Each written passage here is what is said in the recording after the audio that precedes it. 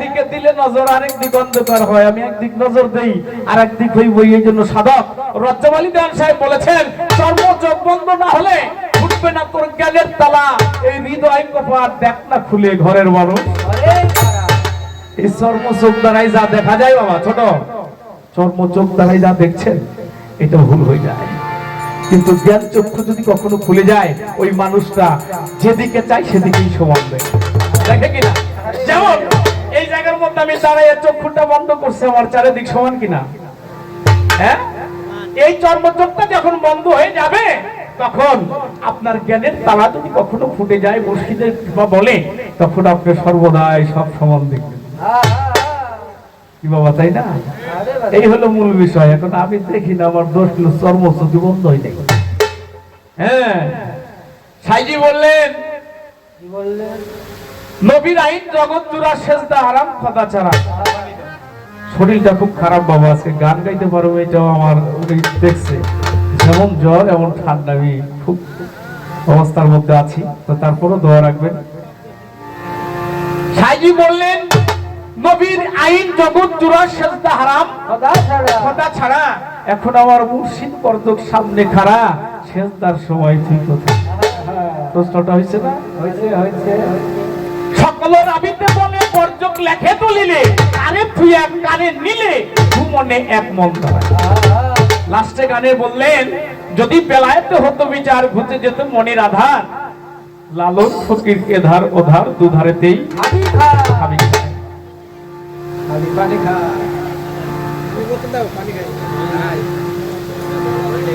বাবা। যেখানে লালন শাহ ফকিরের মতো একজন মহাজন উনি বলছে আমি খাবি খাই, সেখানে কি আমি এটার মীমাংসা দিতে পারি? তবে একটা কথা বলি, যার প্রশ্ন হ্যাঁ রিজবাব, আমার কিছু না, একটা গান শোনাই রিজবাব এক গানেই জবাব হয়ে যাবে। লালন শাহ প্রশ্ন করছে, লালনই জবাব লিখছে না, কারণ যাদের কাছে গান থাকে তুমি আজকে সারা জীবন জিগে দাও এক কথায় জবাব দেবো আমি জানি না, আর যে পারি আমি পারি জানি কম কিরে বাবা, এক কথায় জবাব দেবো আমি জানি না, আর যেখানে পারুন না এখানে একদিকে দিলে নজর নিরে নুরে দুটি নিহার, কোনটারে ঠিক রাখা যায়? আসতে কোনটা ঠিক রাখবেন? নীর কাকুর নিরে হইলে পাখির ভাষা, নিরে নিরঞ্জন, নিরে আল্লাহ, নিরে পানি।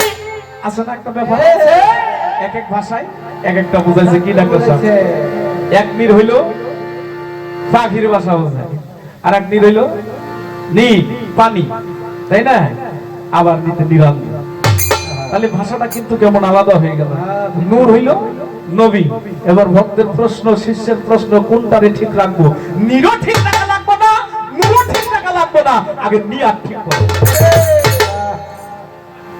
দুটি নিহার, এই দুইটার মধ্যে একটা বিষয় আছে, নিহার। নিহারটা ঠিক হয়ে গেছে, তার নূরও ঠিক আছে, ওই নিরাজও ঠিক আছে। এইটা ঠিক করতে হইলে একটা কামেল পীর মুর্শিদ দরকার। এটাকে ঠিক করতে হইলে একটা কামেল পীর মুর্শিদ ধরে আত্মসমর্পণ করে গুরু দরবারে গিয়ে তোমার মুর্শিদ যদি কৃপা করে দয়া করে তোমাকে ওই নিহারটা চিনাইয়া দেয়, তোমার নিরিক নিরাপন ঠিক হয়ে যাইবো, নূর ঠিক হয়ে যাইবো। আল্লাহ কইব এখন কুলবিল মুমিনিন আরশে আল্লাহে তাআলা তোমার কালবের মধ্যে বিরাজ করব, তুমি দূরে খুঁজবা, ওই জায়গা আগে ঠিক করতে হবে।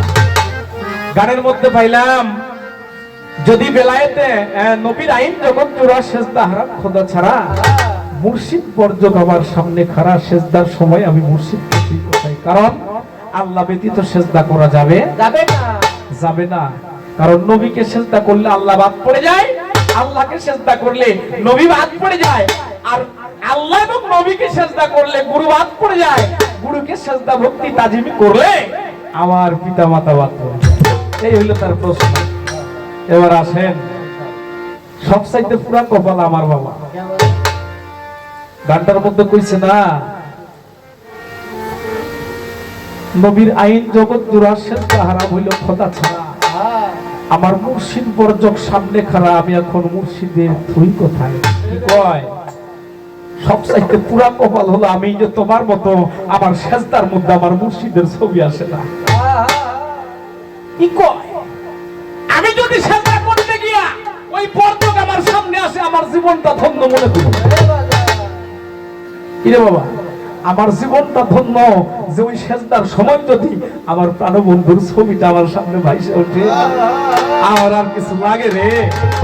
আর এইখানে প্রশ্ন হয়েছে, এখন আমি তার তুই কোথায় কোথায় তুমি ধরে যদি মানো অনেক কিছু। কিরে বাবা, ওই থুবা তুমি তোমার শেষদার সময় যে তোমার বন্ধুর রূপ পাইছে, এটাই তোরা করে তুমি শেষ করতে পারবা না। পারবা না। কতজন জনম জনম সাধনা করে, কত চুপ বাসন সাজাইয়া মুর্শিদরে ডাকে দয়া করে এসবে দয়াল এই অধিকারই তোমাদের। তুমি নিজ গুণে না আসিলে কে তোমার আনতে পারে? আজমিরা সরকার দায়িত্বও পাই না, তোমার তো দয়াল তোমার বর্ধকের মধ্যে আসে। এটা যে কত বড় পাওয়া, এরপরও কয় আমি তার থমু কথা। ওই থুবা তুমি যেখানে থুবা দয়াল সেখানেই থাকবে, তুমি যেখানে রাখবা মুর্শিদ সেইখানেই থাকবে, রাখবা খোলা। কিরে বাবা, তাই না? একটা গান করবে, অনেক কথা আছে, রাত করে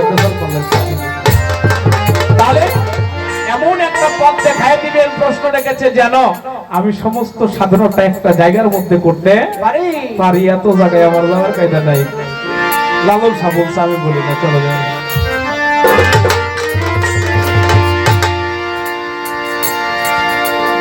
ভাবে মানুষ গুরু নিষ্ঠা যার ভবে, মানুষ গুরু গানটা পরিচিত না?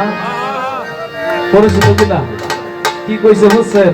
যে প্রশ্ন করছে তার জবাব একমাত্র এই গান। সর্বসাধন সিদ্ধি হয় না,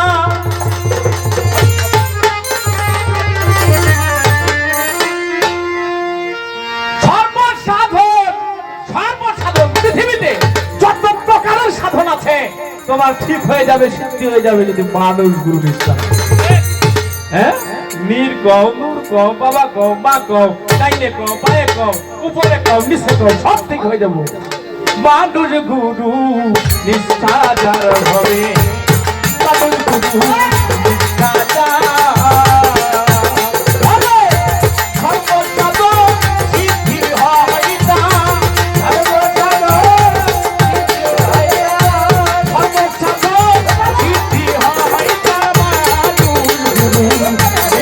যার ভবে, মানুষ গুরু নিষ্ঠা যার।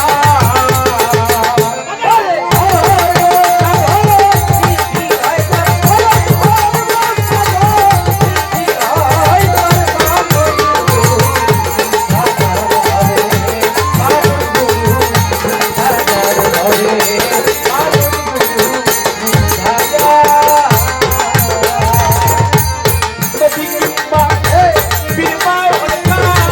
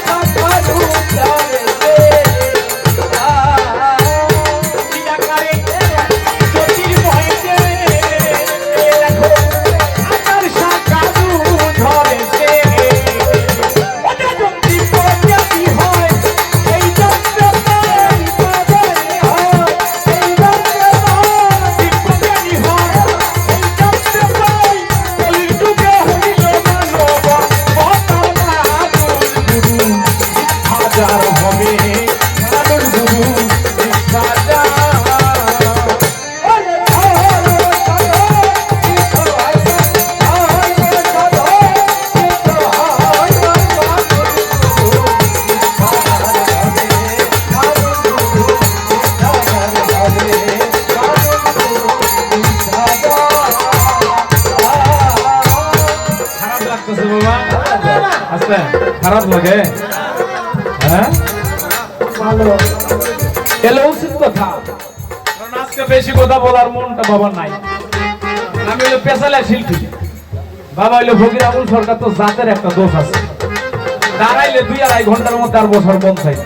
আজকে অত সময় নেব না, কারণ কিছুগুলো কথা সইতে যদি মানুষের মধ্যে পরিপূর্ণ না বোঝানো যায়, কম থাকে ওইটা নিয়েই বেজার লাগে।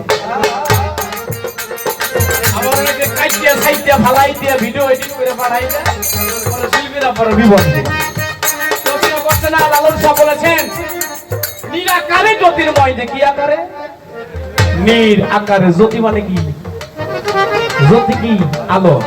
নীর আকারে জ্যোতির্ময়, যে আকার সাকার রূপ ধরে সে, যে জন দিব্য জ্ঞানী হয়, সেই জানতে পায় কলির যুগে হয়েছে মানব রূপ। এটা কি সবাই বুঝছে? এই মানব রূপ অবতারকে প্রশ্ন করলে তো বাবা বেজাল লাগিয়ে যাইব, লাগবো না?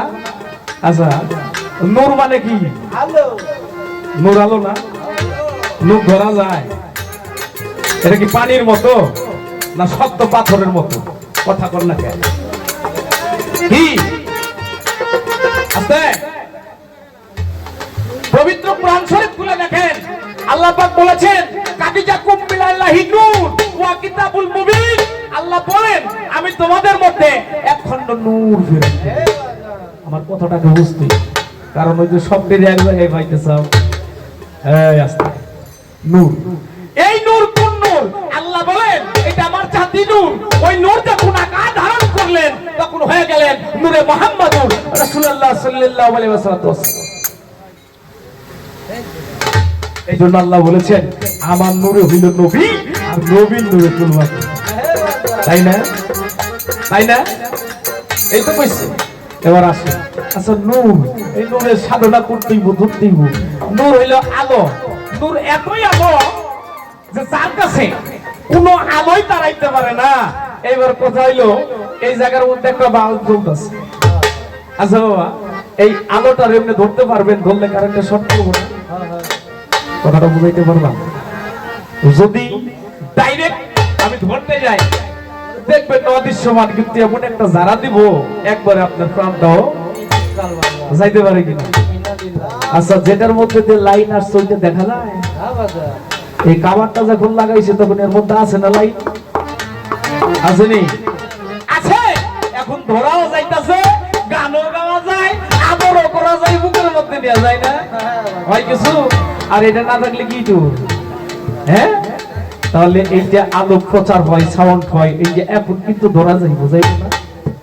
কথাটা বলার মধ্যে একটা কারণ আছে। আল্লাহ পেতে চান, নবী পেতে চান, নিজের সাধনা করতে চান, নূরের সাধনা করতে চান, এই একটা কাবার ধরেন গা, যেটার মধ্যে নূর আত্মায়িত আছে।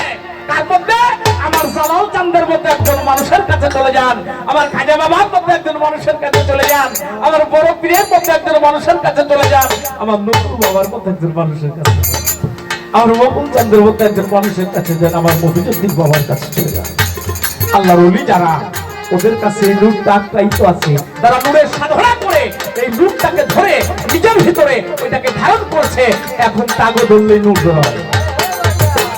যদি তাদেরকে ধরার মতো ধরা যায়, তাহলে ওইটা ধরলে নূর ধরা হয়, ওইটা ধরলে নীর ধরা হয়।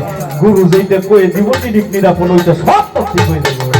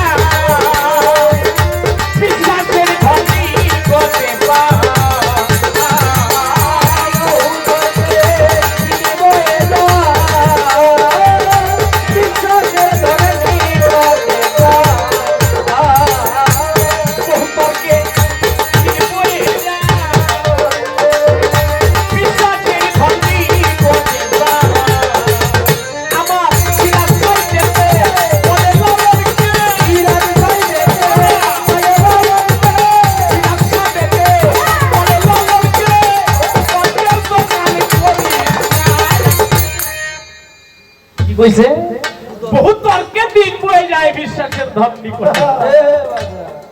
তর্ক করে কোনদিন কেউ আল্লাহরে পাইছে? কথা বল। পৃথিবীতে সবচাইতে বেশি তর্ক করছে মুসা নবী আল্লাহর সাথে। এত কাওয়াত পাইছে, এরপরেও মুসা কিন্তু জন্মযোগে আল্লাহ দেখে নাই। একদিন পূর্ব আর একটু ঝলক দেখে পাগল হয়ে গেছিল, আর কিছু দেয় না। তাহলে তর্কে আল্লাহরে পাওয়া যায় না। বহু তর্কে দিন বয়ে যায় বিশ্বাসের ধন নিকটে পায়। বিশ্বাসী তাদের ধনটা বাবা হইল নিকটে, দূরে খুঁজতে যাইতে ওই আশা ডেকে বলে লালনকে, তুই তর্কের দোকান করিস না। রাজবীরের সরকার, তোমার যা প্রশ্ন ছিল সব জবাব এই গানের মধ্যে। জ্ঞানীরা কিরে বাবা, তর্কে কখন আল্লাহ পাওয়া যায় না, তাহলে কোথায় গেলে সব এক জায়গায় পাবেন? একজন কামিল পীর মুর্শিদের গোলামি করে এটা বুঝে নেন, সব আপনার পাওয়া হয়ে যাবে।